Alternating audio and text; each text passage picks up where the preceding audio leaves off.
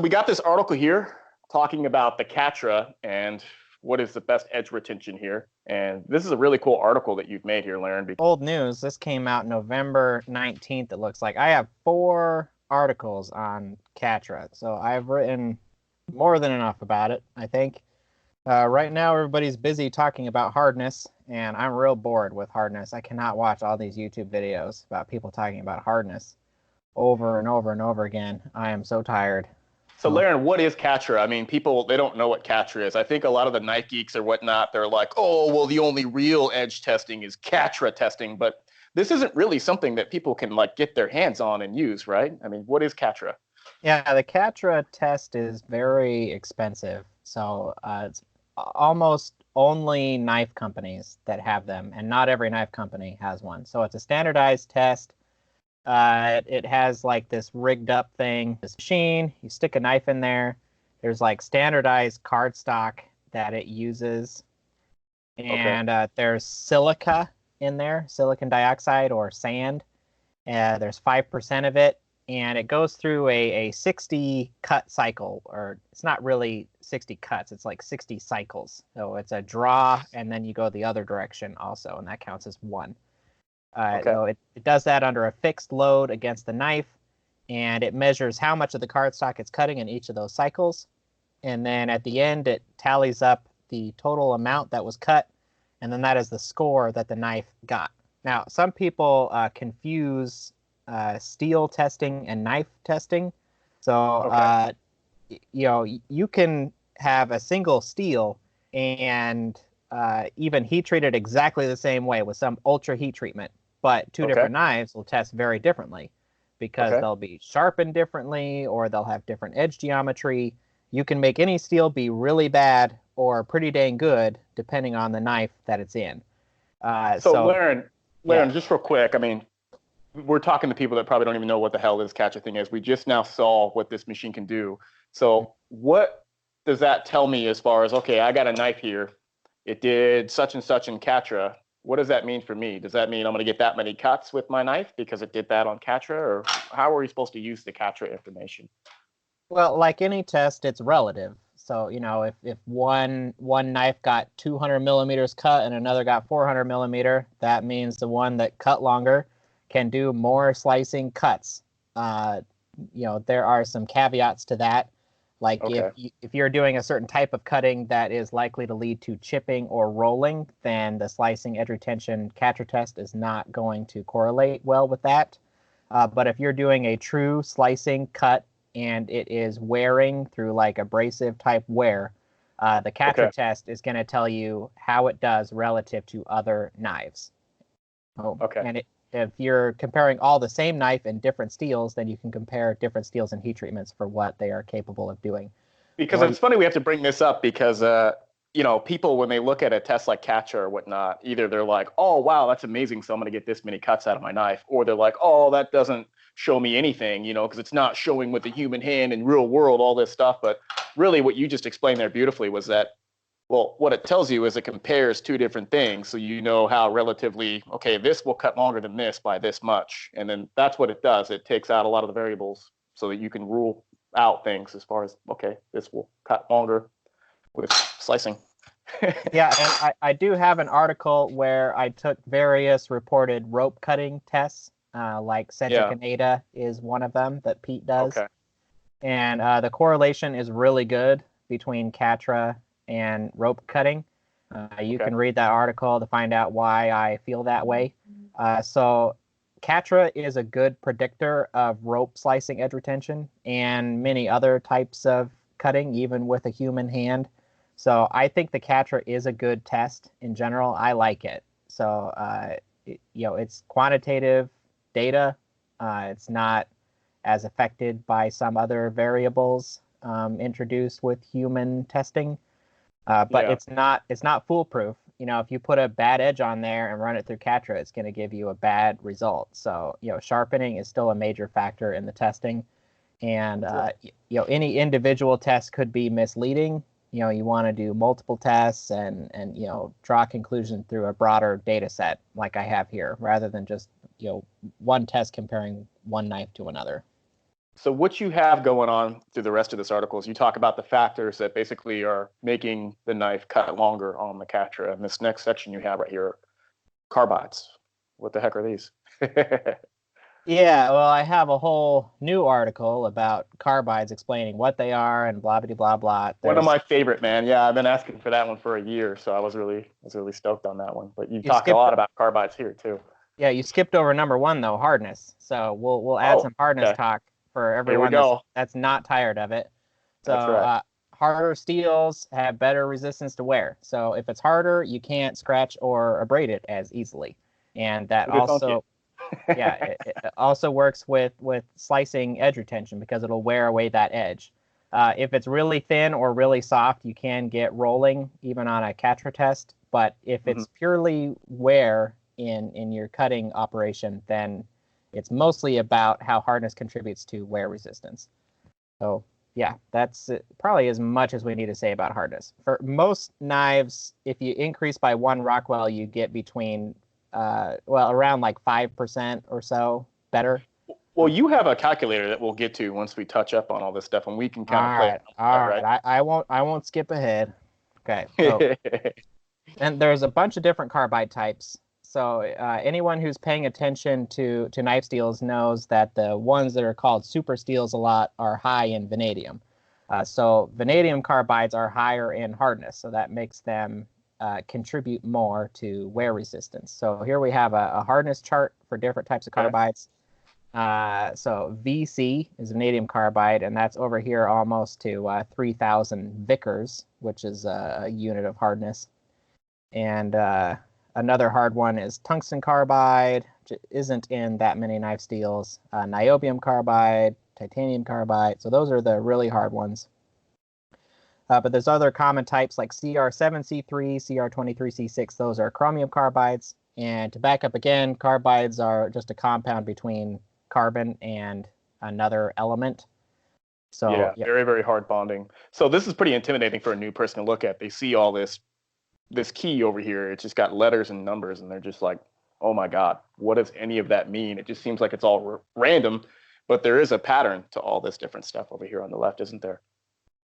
yeah, so different carbide types have different ranges of hardness, and you don't need to memorize all of these, but chromium, carbon, that's harder than a pure iron carbide, which would be in a simple steel like 1095. So stainless steels have better wear resistance normally than simple carbon steels. High vanadium steels usually have higher wear resistance than a stainless steel without vanadium.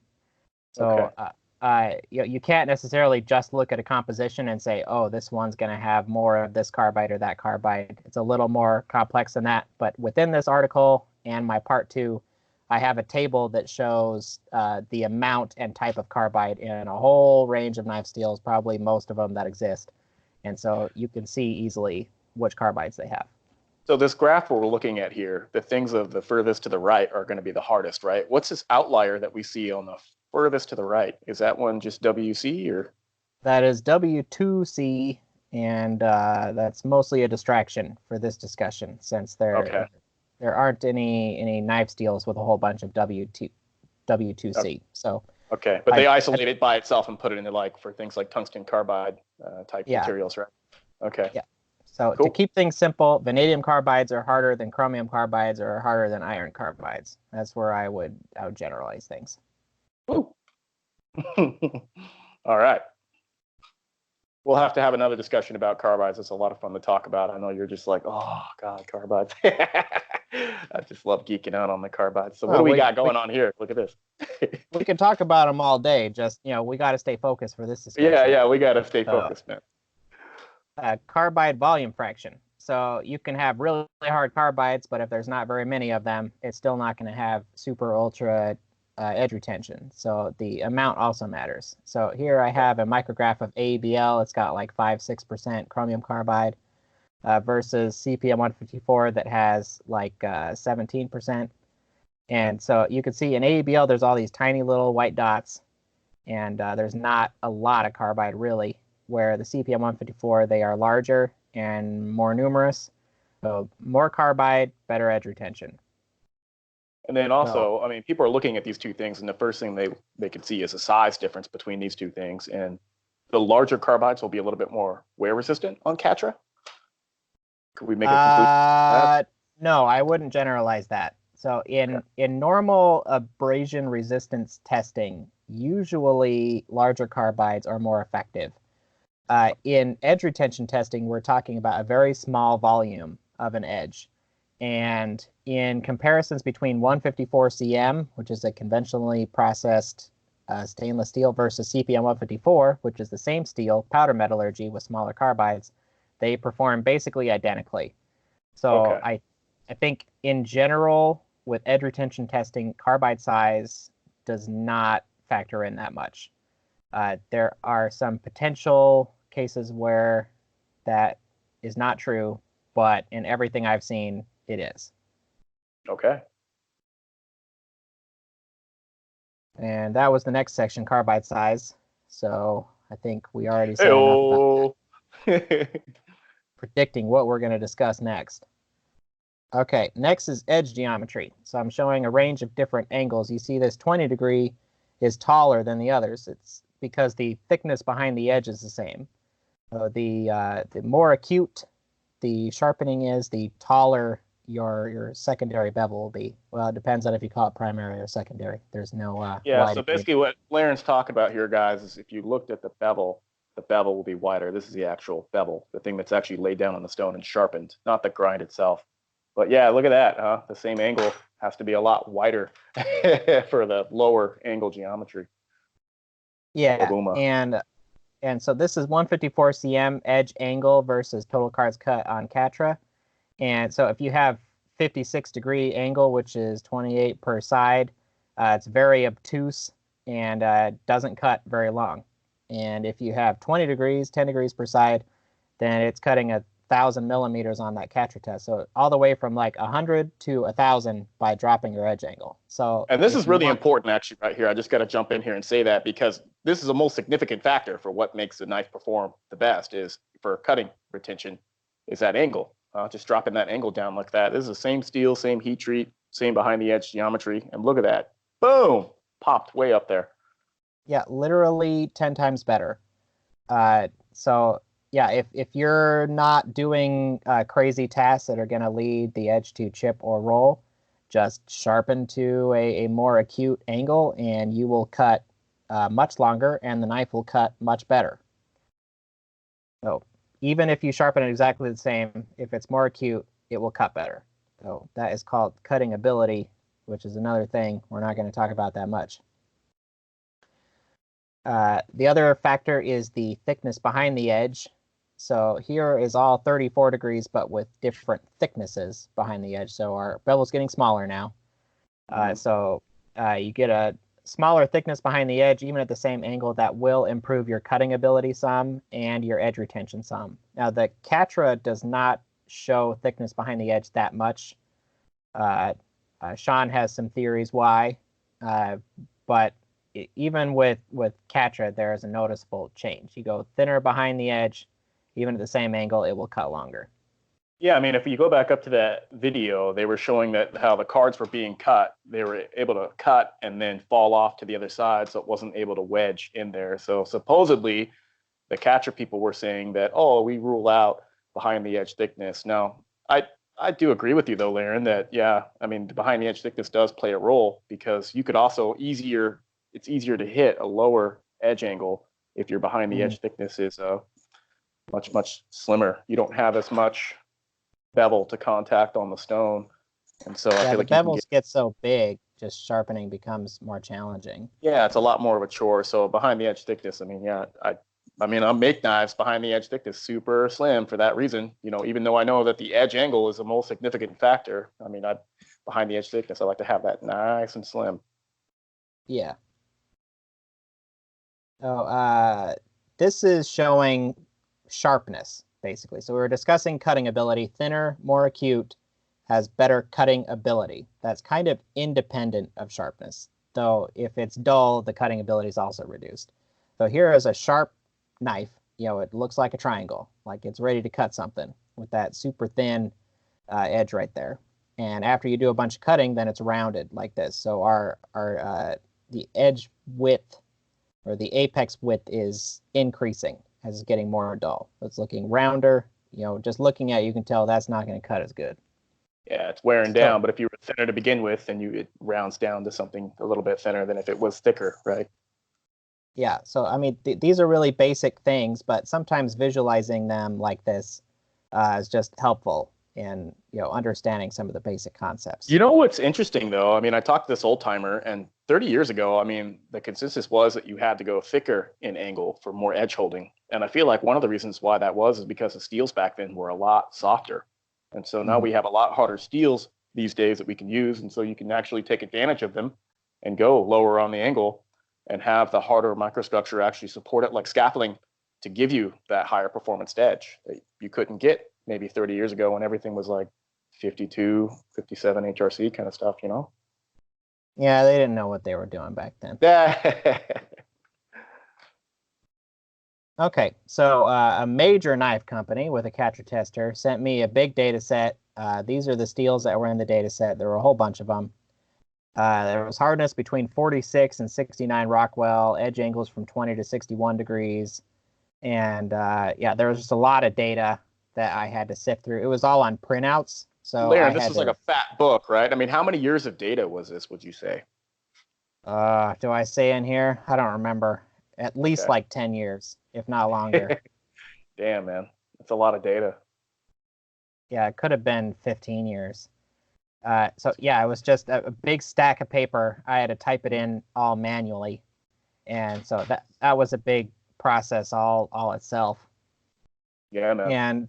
And even though it's a pretty good data set, like there are still changes. Like the design of their test knives changed over time. So some were thicker, some were thinner, some were hollow ground, some were flat ground. So there are definitely differences between them. I mean, how can you not get better over a decade, right, of doing some testing? You're going to find some things that you're like, oh, well, maybe we should improve this. And even the steels and stuff they were using, right? I mean, everything just gets better over time if you keep doing it. Yeah, so they have more consistent data now. So definitely when I'm trying to figure out like what are the real parameters, I might look at a limited data set to make sure what I'm looking at makes sense. If I know that all the knives are the same design, for example. Okay, so here's a similar plot to what we showed before, but for a whole range of steels instead of just the 154 cm. So you can kind of see how different steels behave. So again, edge angle, as you go more acute, your edge retention goes up higher on the y-axis here. The bottom are your low wear resistant steels, and on the top are your high wear resistant steels. So one comparison is a low wear resistant steel, low edge retention. Usually, if you take it acute, you can get like 400 millimeters, let's say. Where if you've got a high wear resistant steel at a thickle edge, like 50 degrees, 25 degrees per side, it'll cut not as long. Even in something like Maximet, it'll not cut very long. It'll be bad. So geometry, most significant factor, right? Yeah.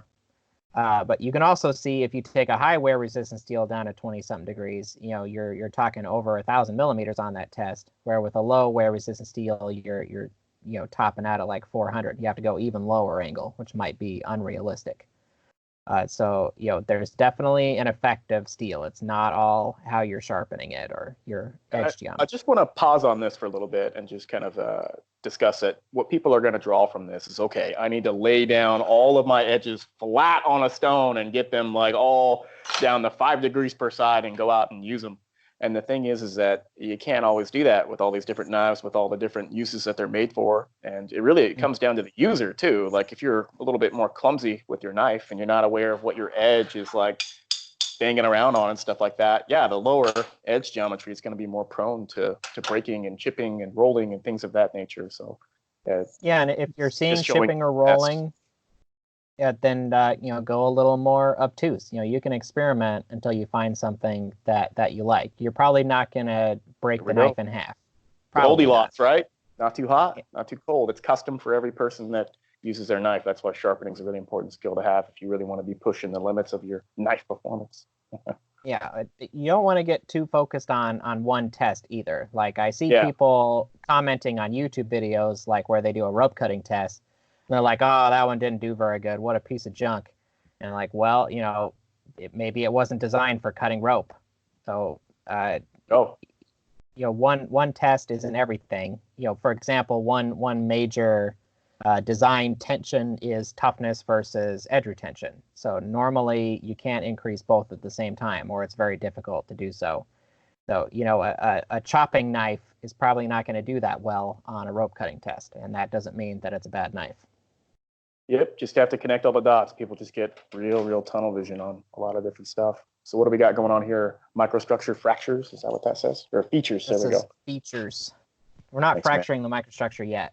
Not okay. Yet. So, yeah, I don't even remember what I was writing here because it was so long ago. Oh, yeah, it was a while ago. We're just going off this. We didn't even prepare for this. We're just going off the cuffs. You got carbide volume. You're just pointing out that the more harder carbides are going to cut longer. Is that what you got going on here? Yeah, so this is chromium carbide. So as you add more and more chromium carbide, your edge retention goes up. So this bottom end would be AUVL. Then we got 440C, 154, XHP, and ZDP 189. I don't have them labeled because the knife company was not too keen about me talking about individual steels. So I kind of avoided it here. Then up top, so this is still 14% total carbide, but now 3.5% of that is vanadium carbide. The rest is chromium. And you can see by adding in some vanadium carbide at the same carbide volume or the amount of carbide, the edge retention is higher. So 3.5% VC, this is S35VN. 9% VC is S90V, and 12.5 is S125V. So it's very convenient that they happen to have the same amount of vanadium carbide as their name implies, though that's not. So hold on a second, Larry. Let's break this down a little bit further, because when I first looked at this graph, I was thinking, okay, he's got a steels with high vanadium carbide with no chromium carbide, and then he has a steel that has just all chromium carbide, and he's comparing these two different things right here. But this is a steel that has chromium carbide as a base, and then additional vanadium carbide alloy added, and then you have Catra. How many total cards are cut on Catra, which means it's cutting longer at the top? Yep. Okay. So everything is total carbide volume. So the farther it is to the right, the more total carbide there is. The blue dots are all chromium carbide. The orange dot is some combination of chromium carbide and vanadium carbide. So for 3.5 with 14%, that would be whatever 14 minus 3.5 is. Ah, okay. I see what's going on now. So you just subtract that from there. Okay, cool. So as you replace the chromium carbide with vanadium carbide, then the edge retention goes way up, where even ZDP 189 with a whole bunch of carbide in it is cutting about 500 millimeters, where the S125V is almost to 900. Well, it's over 800 anyway. And I think it's important to note that the more of these carbides we have in here, it's not that it stays sharper longer, but it physically cuts longer. And that's what we're looking at with this Catra and wear resistance and carbides and all this good stuff, right? Well, it might stay sharper longer. It probably does. But it cuts more because it stays sharper. Oh yeah, because I noticed in the kitchen, whenever I got some of these different exotic steels in the kitchen or whatnot, I still sometimes would just prefer something with less carbide volume in it. It just felt like it was just cutting a little bit better for me versus the higher carbide stuff. It felt like it was sharp, but then but then it wouldn't go any duller than that, but it would still cut, but just, I don't know. We're talking about just opinions now. Well, and that's the nice thing about vanadium carbides is you can get the same edge retention with less carbide. So you get better edge stability, better toughness with the same level of wear resistance by having harder carbides. Yeah. Okay. Let's move on. This is getting in the weeds a little bit. You can add vanadium to stainless steels and it makes the chromium carbides in them harder. I think that will mostly confuse people if we talk too much about it. This is what we were discussing earlier about carbide size. So this is 154 cm versus CPM 154. The orange is the 154 and the blue is the CPM 154. So they're basically the same. There was a tiny difference at the low edge angle. I don't know if that's real or just random chance. Also, the PM steels were slightly harder.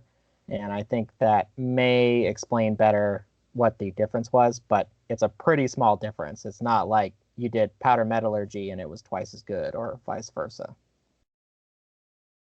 So, yeah. I'll leave it there. We didn't see a difference in powder metallurgy and normal conventional steel in terms of edge retention. There we go. Okay, and then here's our calculator we were talking about. This is intense. This is the true knife steel nerd shit right here. I like this. I really don't think this is that complicated. So apparently numbers and an equation is real scary to people because it gives them flashbacks of algebra class. It is, man. It is, man. We want to talk about knives and carbides and all this imaginary, but then you've got numbers and letters and stuff. It's like, oh, what's going on here? So break it down for us. What are we looking at, man? So here I've got a chart of different knife steels. There's another chart in my part 2 article. So we'll just pick a steel. Like 154 cm, since we were talking about it. It's in this CRC column, which is just generic I'm using for chromium carbide. That could be CR73 or CR23C6, doesn't matter. I simplified it to CRC, and that term is in our equation. So we take that 17.5 and we multiply it by 11.2, and that is the contribution of carbides to this overall edge retention. So let me pull up. 11.2, that's the coefficient that you multiply it by. Is that what that is? Yeah, coefficient. That'll make people less scared if we use that word.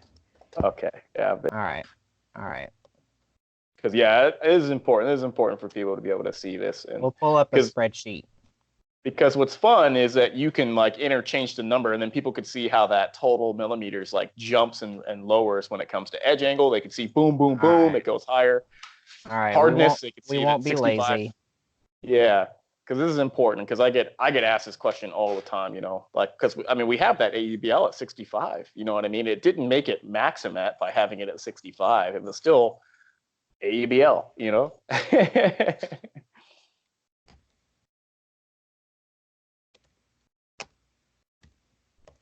Oh my God, Laren is a spreadsheet god. Look at this. If I was really the god, then we would have done this beforehand. So,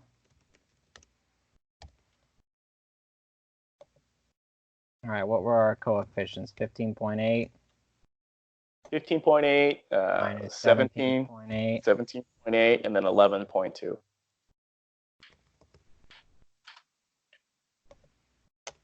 Okay, we got 453.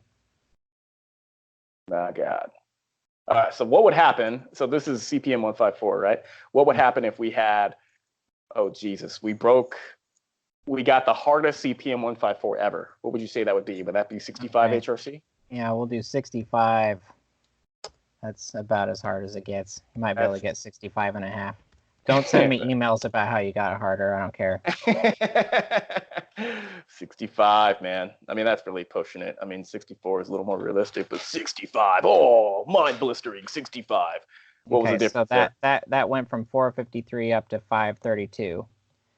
If instead we stuck with 60 and we went from 30 degrees down to 20, which is 10 degrees per side, and then we're at the same hardness, and now we can see, okay, if the angle so that would give us 631. So if you go that down, just like blew past that, just having the lower angle. It's the same hardness, but lower angle. And if you use a low edge retention steel like ABL with 6%, then even with 20 degrees and 65 Rockwell, then it's 581. Which is blown past a lot of super steels. I mean, for such a low carbide volume steel. And here's the thing about this too that I need to say as well, is that while it's like, okay, well, you don't need harder Rockwell because you can just drop the angle.